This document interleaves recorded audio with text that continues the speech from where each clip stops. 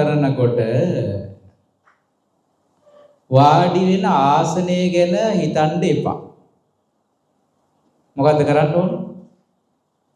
දැන් අපි මේ හිතන්නේ භාවනා ගැනද ඉඳගෙන ඉන්න විදිහක් ගැනද? අපි දැන් වද වෙන්නේ මොකක් ගැනද මේ? ඉඳගන්නේ කොහොමද කියලා.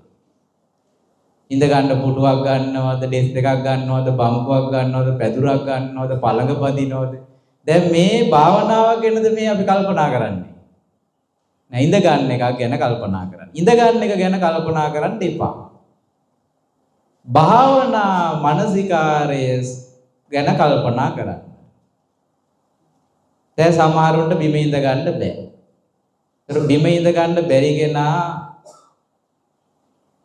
පොටුවක ඉඳ ගත්තට කමක් නැහැ. අසනීපකම් තියෙන්න පුළුවන්. ඒක නයි. කම්මැලිකමට කරන්න එපා හැබැයි.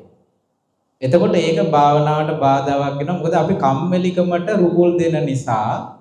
එතකොට හිත කම්මැලිකමට බර වෙලා නිදිමතට අලසභාවයට බර වෙනවා. දැන් ඇත්තටම කිව්වම අපිට නිදිමත අලසභාවය නිසා අපි මේ හේතු වෙලා ඉන්න බැලුවොත් ඒක නින්දට රුකුල් දීමක නින්ද යනවා එතකොට.